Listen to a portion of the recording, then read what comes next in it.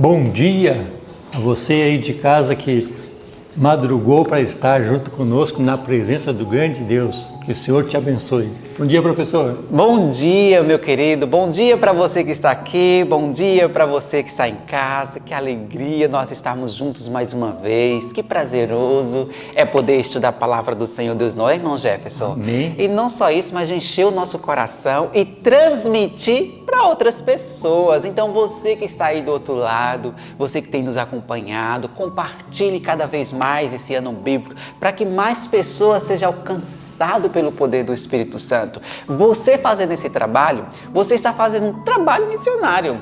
Olha que interessante, isso não é muito bom? E todos nós temos que fazer esse trabalho, de ser anunciadores das boas novas da salvação. Amém! Glória ao nome do Senhor Jesus. Então, nesse momento tão prazeroso, tão cheio de alegria, eu convido você aí do outro lado para que nós possamos ajoelhar e falar com a majestade do céu. Vamos juntos orar?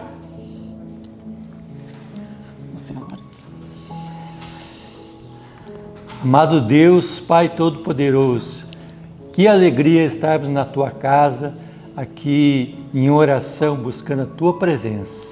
Que a bênção do Senhor esteja enchendo o nosso coração nesta manhã, ao termos contato com a Tua Santa Palavra. Que essas bênçãos sejam atinja todos os nossos queridos que estão nos ouvindo nesse momento, assistindo. Que eles também possam partilhar das bênçãos do céu. Oramos por Jesus. Amém. Muito bem, chegou um momento que eu gosto muito, irmão Jefferson, que é cantar ao Deus eterno. Eu fico pensando como é que os anjos lá nesse momento estão cantando ao Senhor Deus, louvando a majestade do céu, e nós aqui também na terra, nós temos que fazer isso, encher o trono da graça com muitos louvores. Louvado seja Deus por isso. E qual é o hino que nós vamos cantar hoje, irmão? Encheremos nosso coração com o hino 226, é amanhã no coração.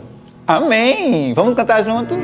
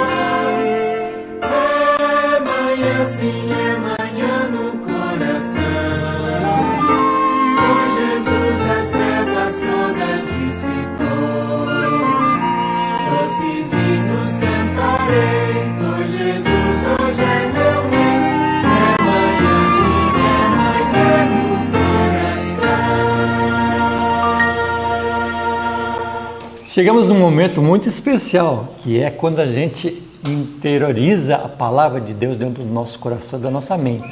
E hoje nosso texto está no livro de Efésios 6, do 10 ao 18. E hoje é um pouco grande, né? Um texto muito enriquecedor, porque vai te ajudar a estar armado contra quem? Contra Satanás. Não é muito importante esse texto? Então o texto hoje, ele é muito cheio de esperança e de, que mais?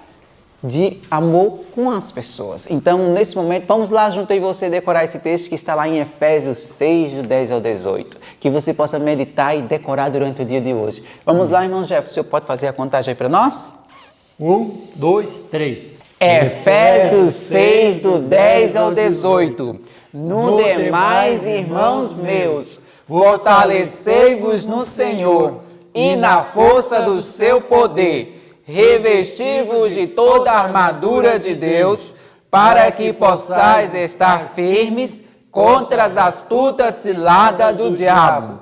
Porque não temos que lutar contra a carne e o sangue, mas sim contra os principados, contra as potestades, contra os príncipes das trevas deste século, contra as hostes espirituais da maldade nos lugares celestiais.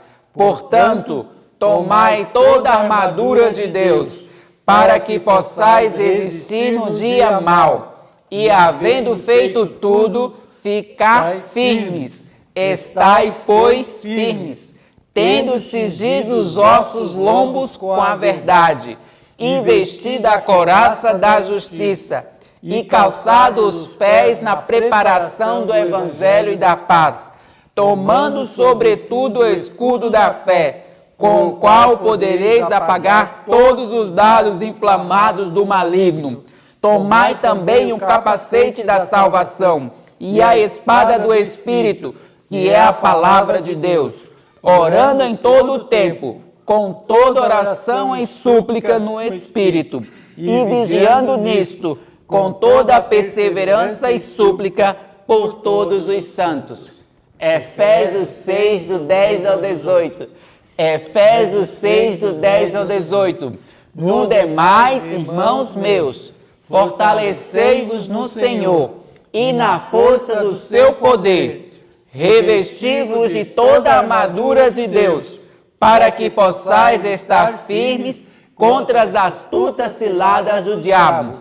Porque não temos que lutar contra a carne e o sangue, mas sim contra os principados e contra as potestades, contra os príncipes das trevas desse século, contra as hostes espirituais da maldade nos lugares celestiais. Portanto, tomai toda a armadura de Deus, para que possais resistir no dia mau, e havendo feito tudo, ficar firmes. Estai, pois, firmes, tendo cingido os vossos lombos com a verdade, e vestido a couraça da justiça, e calçado os pés na preparação do evangelho e da paz, tomando sobretudo o escudo da fé, com o qual podereis apagar todos os dardos inflamados do maligno.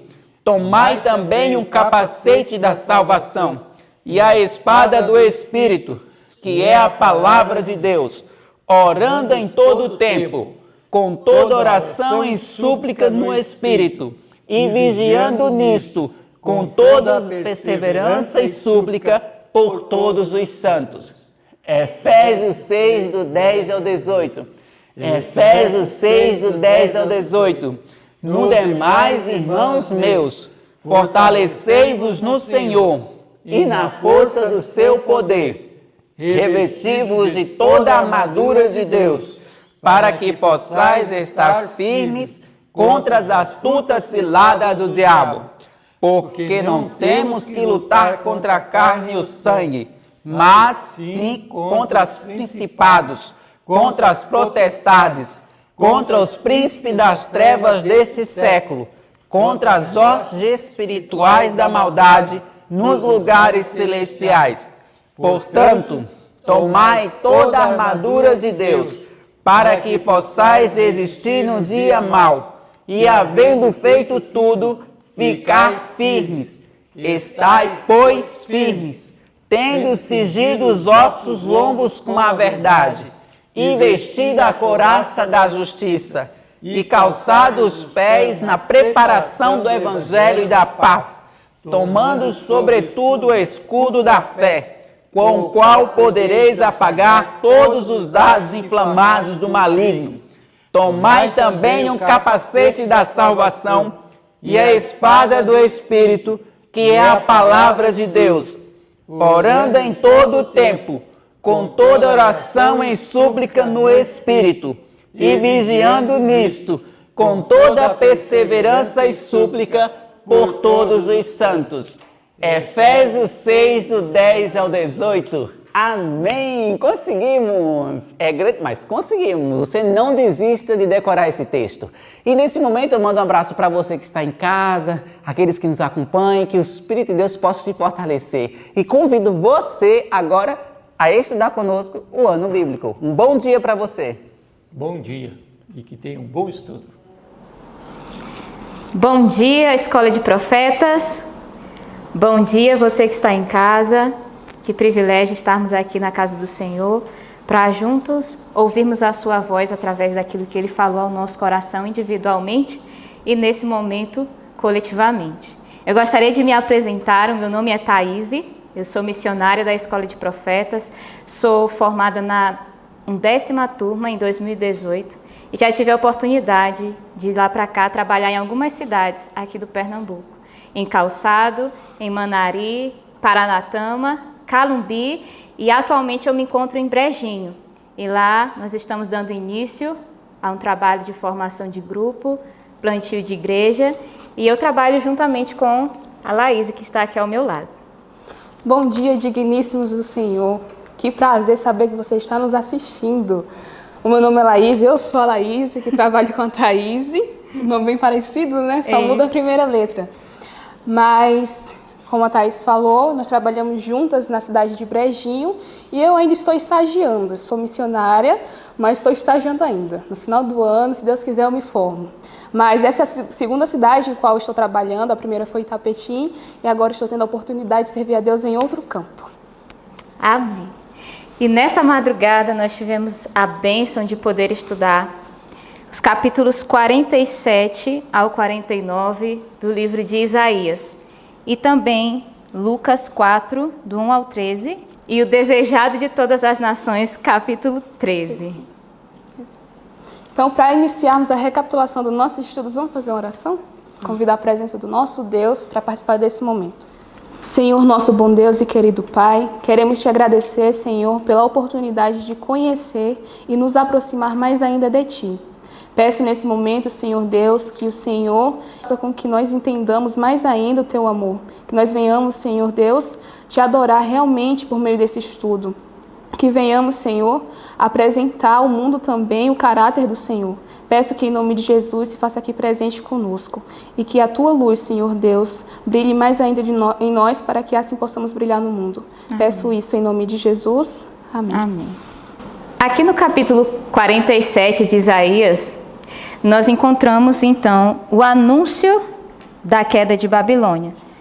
Nestas palavras, o profeta Isaías se dirige a esta nação e a este povo, em nome do Senhor, para trazer a eles um anúncio de juízo sobre esta nação.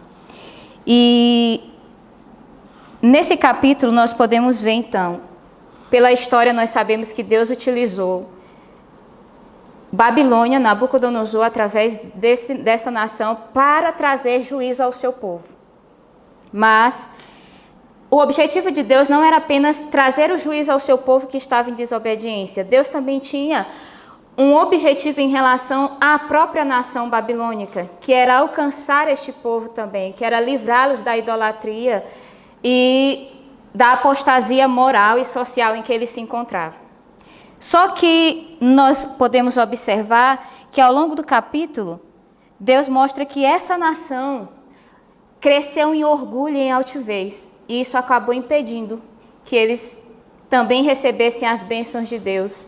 E aí Deus então profere uma mensagem de juízo contra eles. E no verso 5 Deus começa dizendo: assenta-te calada e entra nas trevas, ó filha dos caldeus, porque nunca mais serás chamada senhora de reinos. Muito me agastei contra o meu povo, profanei a minha herança e os entreguei na tua mão. Porém não usaste com eles de misericórdia, e até sobre os velhos fizeste muito pesado o teu jugo. Nós sabemos que foi o próprio Deus quem enviou Babilônia até os judeus para que os levasse cativos. Mas com isso, não queria dizer que Deus apoiava a opressão que era cometida ali para com o seu povo. E Deus, então, condena a Babilônia por essas práticas. Ele os acusa de falta de misericórdia e de colocar um jugo pesado sobre o seu povo. A queda de Babilônia representa o destino de toda aquela nação ou toda aquela pessoa que permite-se engrandecer em si mesma e não reconhece que a sua salvação está unicamente em Cristo. Exato. E vale ressaltar que esse período em que o povo de Deus passou em cativeiro na Babilônia, esses 70 anos que passou foi de juízo sobre o povo de Deus e foi também um tempo de misericórdia a mais ao povo da Babilônia. Babilônia não conheceu o povo de Deus apenas nesses 70 anos. Babilônia não teve a oportunidade de conhecer a Deus apenas nesses 70 anos. Mas esse foi o prazo final para a Babilônia, dizendo assim: filho, aqui está o que eu quero que você faça. Mas Babilônia não conseguiu compreender. Ela tinha o vislumbre de Deus, porque lá em Romanos fala que nós somos indesculpáveis. Deus se revela por meio da natureza, pelas coisas criadas. Aqui os astrólogos, tudo que os doutos da Babilônia, eles tiveram a oportunidade de conhecer, eles tiveram a oportunidade de conhecer a Deus, e não apenas adquirir conhecimento.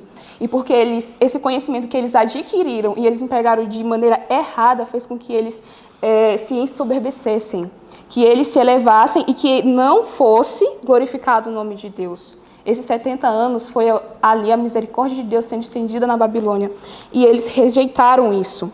E além dele empregar o seu orgulho, a sua confiança em seu conhecimento, ele também empregava nas nações, ele também empregava toda a sua confiança no braço humano. E esse é um grande problema. Empregar a confiança no braço humano. Aqui, o povo de Deus, ele, por confiar também muitas vezes no braço humano, sofreu juízo. Por confiar no braço humano, se afastaram de Deus. E quando eles aqui, e o povo da Babilônia, quando ele continuou confiando, mais ainda, ele estava se afastando de Deus e correndo longe do plano que Deus tinha para ele. E esse descaso que Babilônia fez, para ter conhecimento de Deus e apenas se reduzir ao que eles acreditavam, fala no verso 11 o seguinte: por isso virá sobre você uma desgraça que você não saberá afastar. Ai, professora, errei de novo. É uma coisa. Pronto. No verso 11 do capítulo 47 de Isaías fala o seguinte: portanto, sobre ti virá o mal, sem que saibas a sua origem, e tal destruição cairá sobre ti, sem que a possas evitar, e virá sobre ti de repente desolação que não poderás conhecer. Ou seja, Babilônia agora, por ter rejeitado a misericórdia de Deus, iria sofrer algo maior do que eles poderiam suportar. E a decisão que nós tomamos todos os dias de fazer ou não a vontade de Deus, de decidir ou não conhecer mais a Deus, eu negando isso, as consequências vai ser maior do que eu posso suportar. Por isso que nós devemos analisar a nossa vida. Será que o que eu estou adquirindo, o que eu estou buscando, a vida que eu estou levando está me aproximando mais de Deus ou está fazendo com que eu me desvie? E o desvio, a escolha que nós fazemos vai trazer consequências que nós não iremos aguentar. O nosso lombo não é cingido para isso, para viver uma vida, para sofrer consequências sem a misericórdia de Deus. E o verso 15 diz: assim serão para contigo aqueles com quem trabalhaste, os teus negociantes desde a tua mocidade, cada qual irá vagueando pelo seu caminho, ninguém te salvará.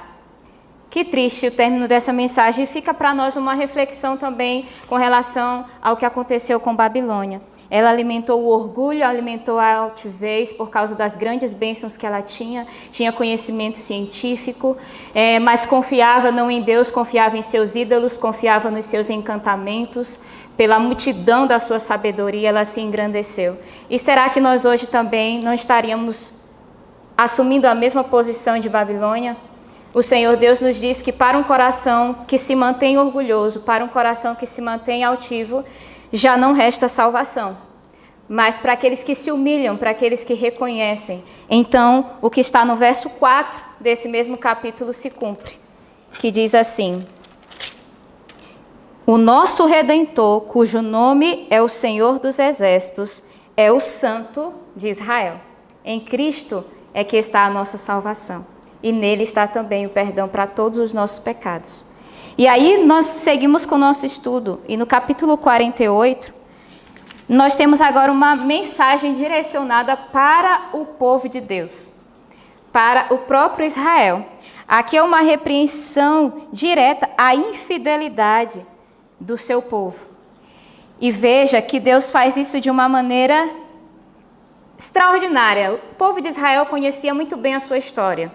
Tem algo que eles eram dedicados, era em conhecer a sua história, ainda que ao longo da história eles, por muitas vezes, decidiram esquecer-se disso. Mas eles conheciam a sua origem. E aqui no verso 1, o Senhor Deus diz assim, do capítulo 48. Ouvi isto, casa de Jacó, que vos chamais do nome de Israel, e saíste das águas de Judá, que jurais pelo nome do Senhor, e fazeis menção do Deus de Israel, mas não em verdade e em justiça. O povo de Israel se chamava povo de Israel, mas Deus tinha aqui uma acusação contra eles, e essa acusação era contra a hipocrisia. Eles se chamavam nação santa, povo de propriedade exclusiva de Deus, mas Deus os chama aqui de Jacó, como representando um povo que queria as bênçãos, mas não estava disposto a pagar, a cumprir as condições que eram requeridas para que eles recebessem essas bênçãos. Então, o povo de Deus já não poderia ser chamado de Israel, mas Deus os chama de Jacó, para que eles se lembrassem que, assim como Jacó, que enganou o seu irmão e o seu pai para receber as bênçãos da primogenitura, e Deus não pôde abençoar nesses termos, antes que ele fosse mudado de nome, antes que ele pudesse ser chamado de Israel, ele teve que arrepender-se dos seus pecados. E é no momento em que Jacó tem aquela grande luta com Deus, é que o seu nome é mudado.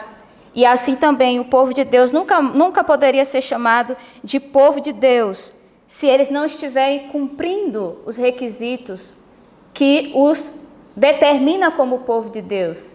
Se eles não estiverem cumprindo as ordens, as particularidades que os identificam como o povo de Israel. E o Senhor Deus então faz essa acusação contra o seu povo. Chama-os no verso 4. Porque eu sabia que eras duro e a tua cerviz um nervo de ferro e a tua testa de bronze. Então, um povo obstinado a fazer o mal. E o Senhor Deus, ele traz para nós nesse capítulo também qual que é a cura para essa obstinação. Como que nós vencemos a obstinação? O que é obstinação? Obstinação é uma determinação em fazer aquilo que é errado, sabendo que é errado. É uma dureza em não querer arrepender-se, em não querer assumir que está equivocado e a querer mudar de direção, na direção certa. Mas o Senhor Deus, ele diz no verso 18 deste capítulo, o que Israel deveria fazer, em verdade, para que eles tivessem o seu coração realmente amolecido, para que eles pudessem vencer essa obstinação. E aqui diz assim, se tivesses dado ouvidos aos meus mandamentos, então seria a tua paz como o rio e a tua justiça como as ondas do mar. É através dos mandamentos que Deus nos ensina aquilo que é útil. E é nos mandamentos de Deus que está o caminho para a vitória. É nos mandamentos de Deus que está o caminho em que nós, como povo de Deus, devemos andar. Mas sempre que Deus traz uma mensagem de advertência, Ele nunca nos deixa sem uma mensagem de esperança. E Deus termina esse capítulo, repreende duramente o seu povo, mas traz para eles uma mensagem de redenção, uma mensagem de salvação. E essa mensagem também é para mim e para você. Porque em muitas vezes nós agimos obstinadamente contra o Senhor. Quantas vezes sabemos aquilo que nós devemos fazer e fazemos o contrário? E o Senhor Deus nos convida para nos voltarmos para a sua palavra, porque voltarmos para os seus mandamentos e permitirmos que Ele nos quebre, assim como Ele quebrou Jacó, para que Israel pudesse nascer. Assim também o Senhor Deus Ele deseja quebrar a nossa dureza de coração, para que possa nascer um povo que realmente reflita o seu caráter. E Ele diz nos versos 20 e 21, assim: Saí de Babilônia, fugi de entre os caldeus, e anunciai com voz de júbilo. Fazei ouvir isso e levai-o até ao fim da terra. Dizei: o Senhor remiu a seu servo Jacó. E não tinham sede quando os levava pelos desertos. Fez-lhes correr água da rocha. Fendeu a rocha e as águas correram. E é isso que o Senhor Deus deseja fazer conosco também. Ele deseja nos conduzir neste deserto, nos conduzir nessa estrada. E Ele espera que nós entendamos que a nossa única segurança está em confiar em seu braço e não no braço humano. E que nós precisamos também permitir que o Senhor nos discipline, que o Senhor nos ensine, que Ele nos quebre para que Ele possa nos refazer novamente. E só assim é que nós experimentaremos a remissão que o Senhor Deus tem para nos entregar. Muito bem. E aqui no capítulo 49, revela que o servo do Senhor é a luz do mundo e a luz dos gentios. E é interessante notar que o povo de Deus, ele tinha uma identidade de povo de Deus, nação santa. Mas eles iriam conservar isso por meio de quê? Da obediência a Deus. Esse era um dos meios. E ao ler esse capítulo, o capítulo anterior e esse que se segue, a gente pode observar que eles perderam isso. Ao longo do tempo foram perdendo isso. Mas Deus, Ele não precisa de uma nação inteira para atuar. Deus, Ele não precisa de um país inteiro, de uma igreja inteira para atuar. Ele precisa apenas de servos fiéis. E aqui no versículo 1 do capítulo 49 de Isaías, fala o seguinte: Ouvi-me, ilhas, e escutai-vos, povos de longe. O Senhor me chamou desde o ventre, desde as entranhas de minha mãe, fez menção ao meu nome. E isso ele está colocando em relação a Isaías. E no verso 3 fala outra coisa para complementar. E me disse: Tu és meu servo, és Israel, aquele por quem hei de ser glorificado. O povo de Deus, Israel, foi chamado para glorificar o nome de Deus. Só que aquela nação a qual deveria glorificar o nome de Deus não fez jus à sua prova. E agora, nesse momento, Isaías estava para representar uma nação toda. Não era a nação de Jacó, não era a nação de Israel, mas representar a nação de Deus, o povo de Deus. E o povo de Deus, ele glorifica a Deus, ele representa a Deus quando é fiel. E Isaías aqui, ele foi chamado de nação. E o interessante é que eu lembrei até de Jonas. Jonas, ele foi pregar em um povo que não conhecia Deus. Ele foi o único profeta ali que ele foi pregar a uma nação, sozinho ali. E o que é que acontece? Ele estava representando o povo de Deus. Isaías também aqui estava representando todo o povo de Deus, apenas por sua fidelidade. E esse é o chamado que Deus tem para cada um de nós. Independente se o coletivo não faz, eu como indivíduo, como servo do Senhor, tenho que fazer. Independente se eu não consigo, por mais que eu acredite que eu não consiga, Deus fez esse chamado para mim, fez esse chamado para você. E Ele quer que a gente seja luz, que a gente honre ao nome dEle.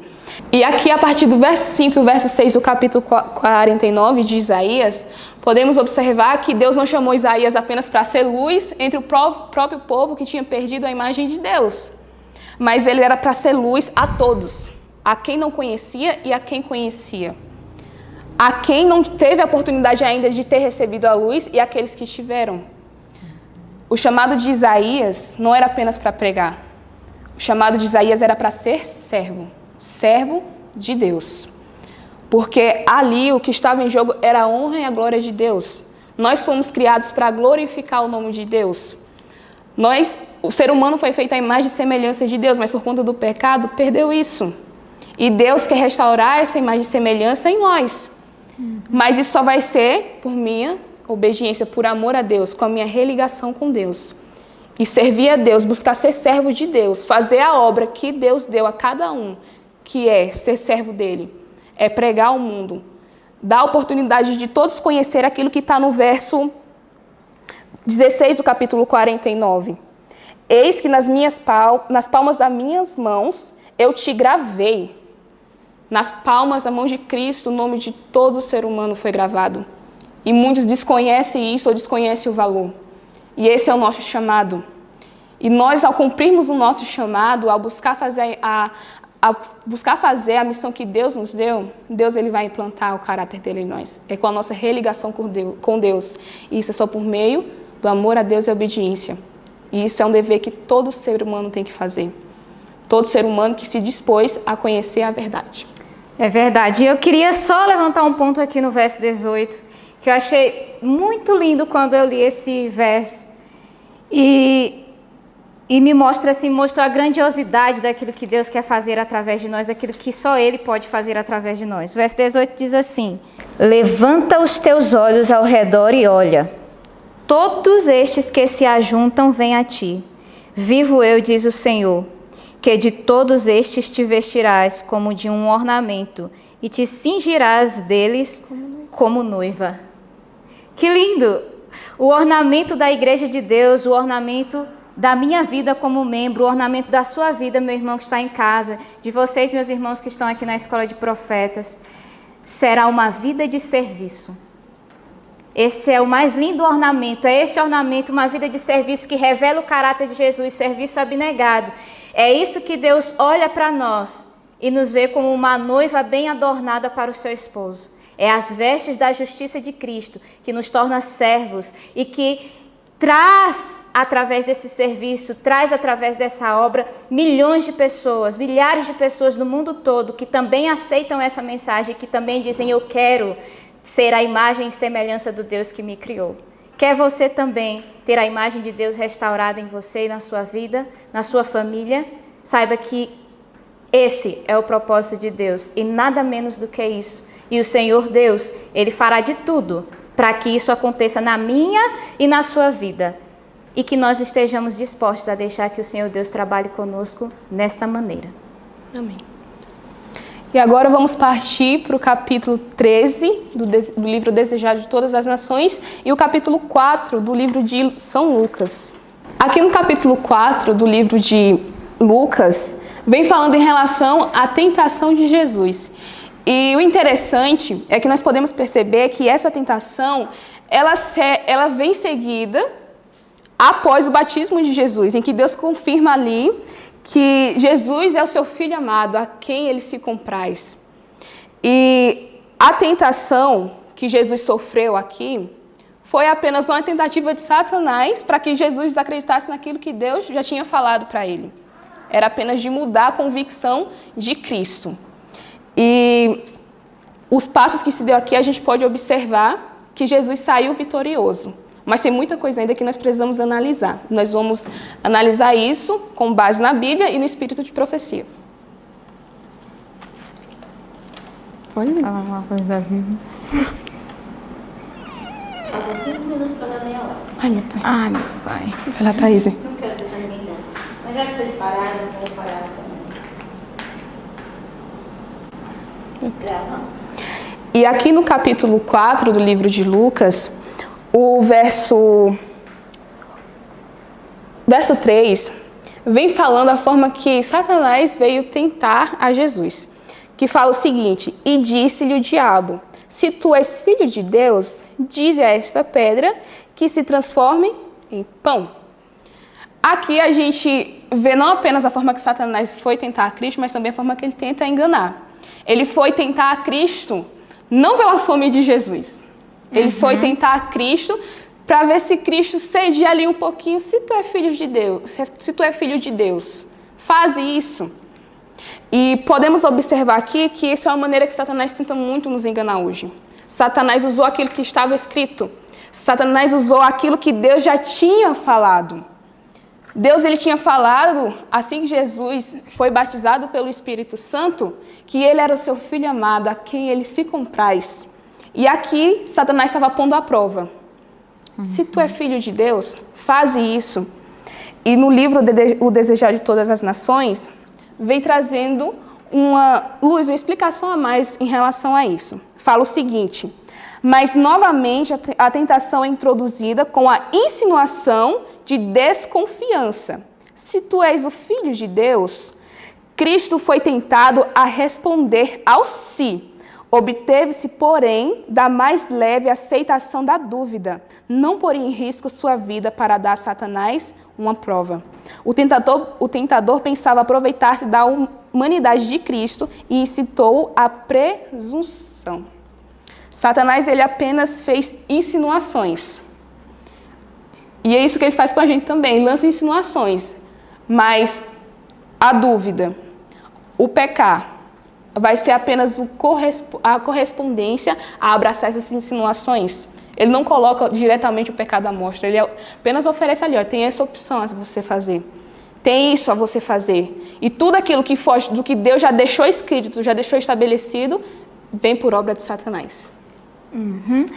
E nós vimos também na leitura de hoje, do capítulo 13, o Desejar de Todas as Nações, tem um parágrafo que começa: o tentador jamais nos poderá compelir a praticar o mal.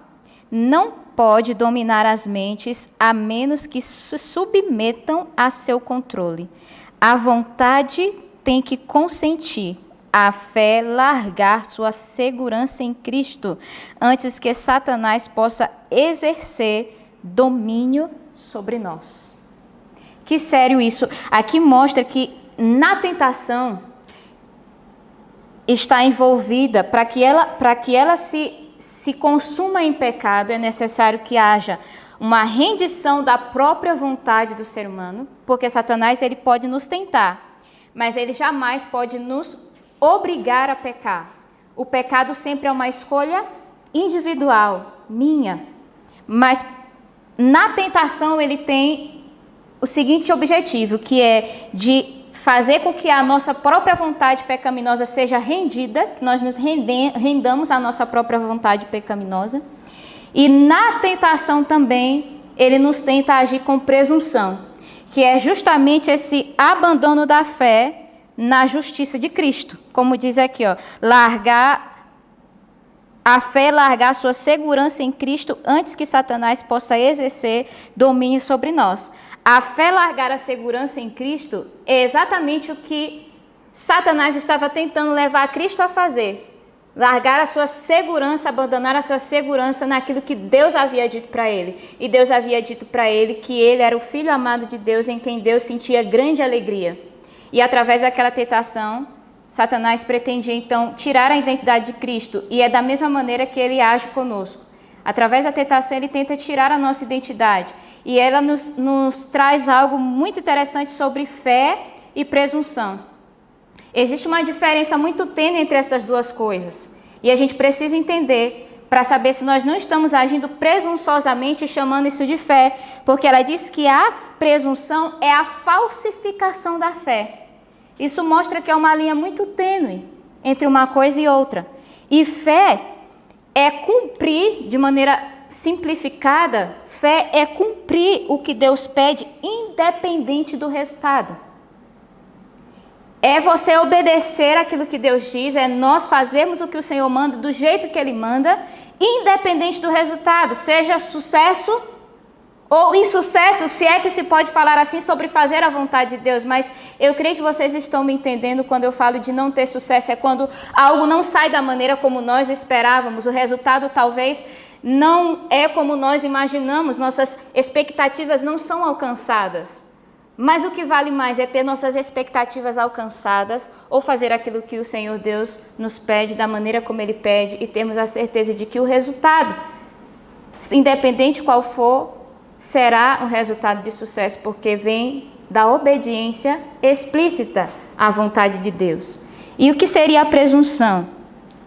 A presunção seria descumprir o que Deus pede, crendo na promessa de perdão. E eu chamo isso de se apropriar indevidamente da graça de Deus, da graça de Cristo.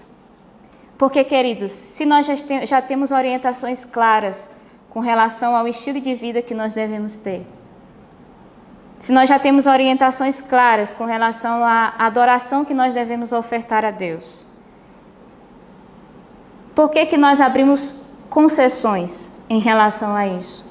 Ou em qualquer área da nossa vida, seja na nossa casa, seja dentro da igreja, porque ser cristão é o estilo de vida, envolve todas as áreas, financeira, casamento, educação dos filhos. E se nós já temos orientações tão claras, tanto na Bíblia, quanto através da nossa irmã Ellen White, sobre a maneira como nós devemos viver, abrir concessões é agir presunçosamente.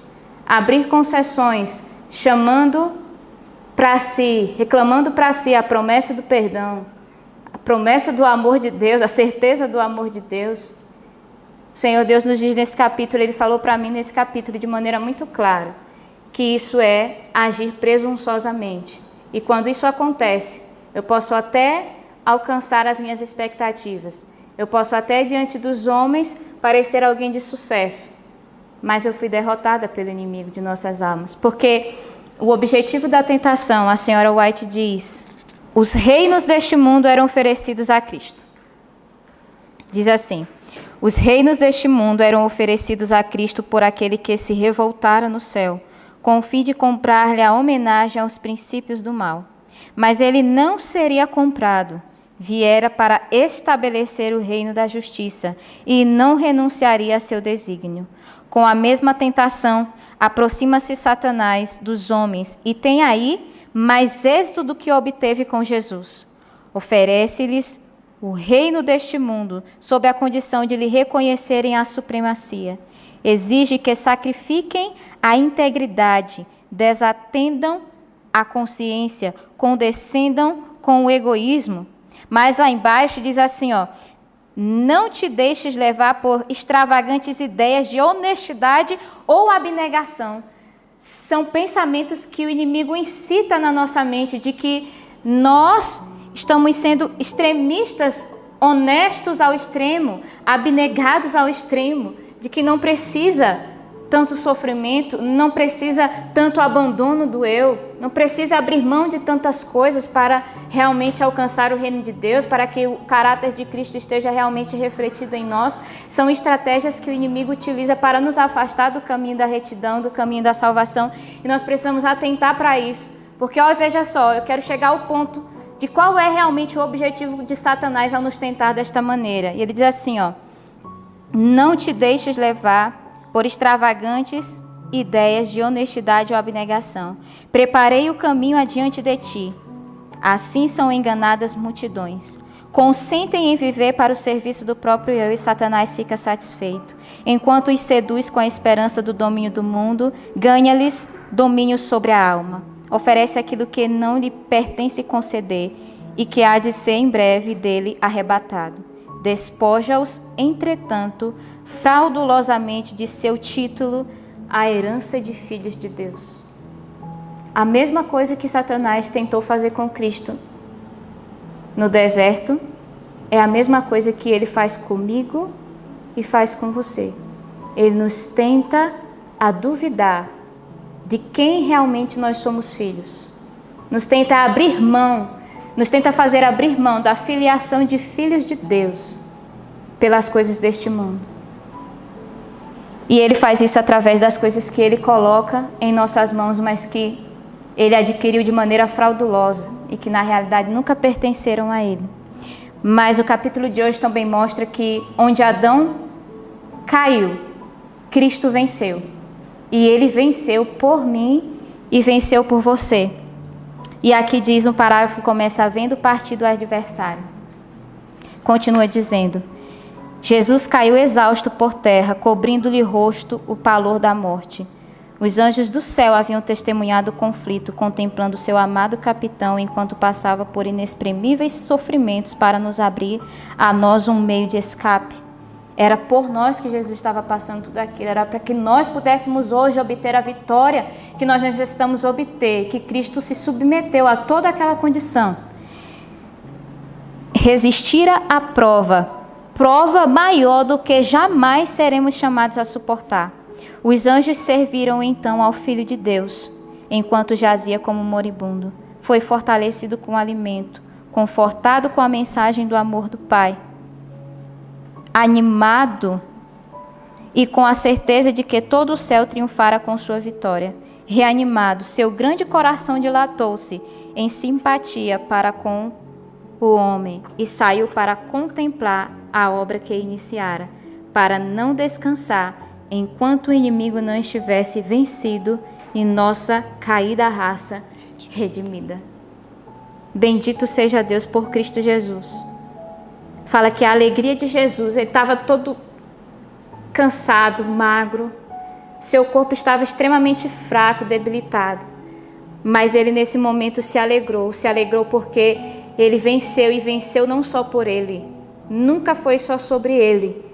Cristo venceu e venceu por nós. Na vitória dele estava gravado, como nós vimos nos capítulos que estudamos hoje, o meu, o seu nome em casa, o seu nome aqui na Escola de Profetas. Estava gravado o nome de toda a humanidade. E Jesus venceu para que todos aqueles que se permitem ser conduzidos por ele, confiados nele, na sua força, no seu poder, decidem vencer também as suas debilidades. Que Cristo nos abençoe e que hoje o seu dia possa ser um dia de reflexão, assim como o nosso, que nós possamos colocar a nossa vida nas mãos do Senhor. E para nós finalizarmos, eu queria convidar a todos que ficássemos de joelhos para falarmos com o nosso Deus. Senhora Anaísa.